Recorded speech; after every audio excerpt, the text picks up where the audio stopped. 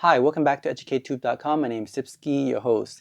In this video, I want to talk about why I ended up purchasing the FX700R, the second unit to my first unit, the exact copy, instead of getting the FX30. In my situation, actually this makes sense. Let's talk about it right now.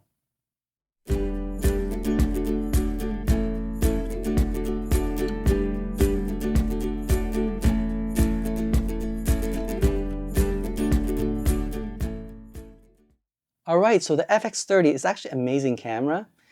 Initially, that was the camera I want to get to match my FS700R. However, I saw in the recent ad, I can get a second one, the FX700R, for about a third of the price of the FX30. So definitely I jumped on board and decided this is a better choice. Okay, so of course, price is always a better choice. Especially, you know that this is a cinema camera, although it is 10 years old.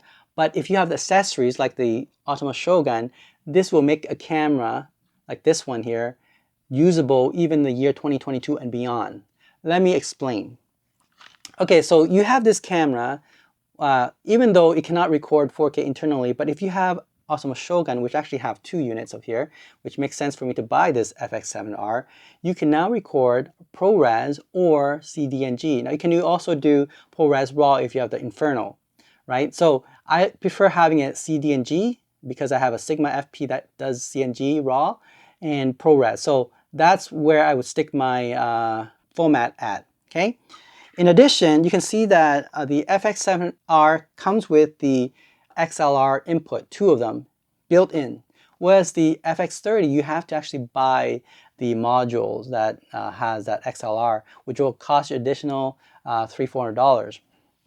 And what I like about this camera is that it has lots of buttons, like tactile feature, right? Like you have one on the side here, which also have one on top here, and you have this handles is also have buttons here for recording and for zooming and for focusing and so on. You have like feature-rich buttons everywhere, right? And I like the fact that it has all these amount you can do. As you can see, I can put my Automa Shogun on top of this so I can see myself. And I like how the audio mic is placed as well. You can see it's getting close to the subject that you're recording. Because normally I use Lavio mic, as you can see here. So I will need to get a special XLR to, let me see if I can show you here. 3.5 millimeter input. As you can see that you can do that as well. So very rich in features.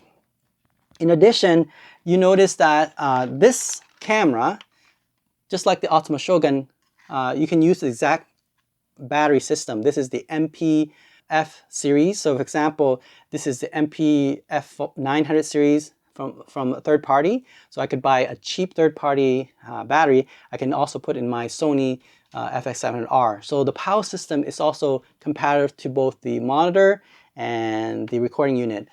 And it lasts longer than FX100 battery that's found in the FX30. Okay, so this camera, for example, you could put bigger battery, and so you can record 4 or 5 hours. And having this third-party battery, you can get it cheap.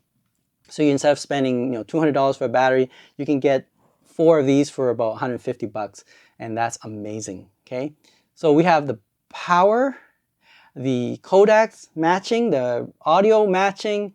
There's no reason why I would need to get the FX30. Now there's other feature that FX30 has that definitely, of course, these two cameras cannot match, right? Because the autofocus on the FX30 is amazing. Now when you're doing short films and you're doing feature film, I think it's better to do manual focus than autofocus because you can nail the focus right on spot and you can control that focus the way you want. Especially if you have a focus puller and you're able to control it and refine that focus. In fact, it doesn't always have to be in focus. It depends on the scenario of the image or the scenes that you want to do for that film. So just being able to control when and where is important. And so that's why I end up getting the second FX700R for a third of the price, being able to match exactly audio and video, and having other accessory supports, the power system. This actually makes sense for me to get the second FX700R. Would I get the FX30? Maybe.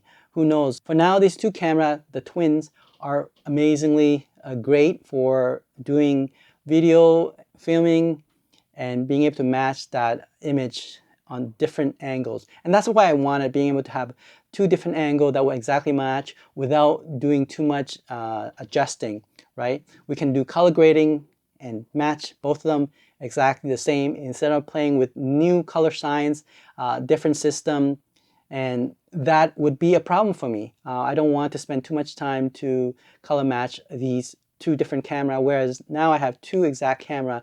I can match the audio, the video, and not have to worry about other things. The accessories are exactly the same, so whenever I buy one, I can use it for the other one as well. All right, so hopefully this is helpful for you.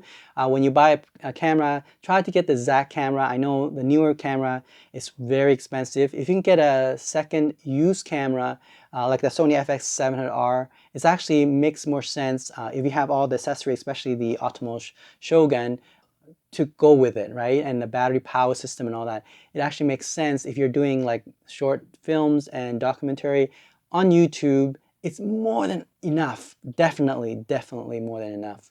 All right. Don't forget to subscribe and give me a little heart appreciation, and I'll talk to you soon. Bye.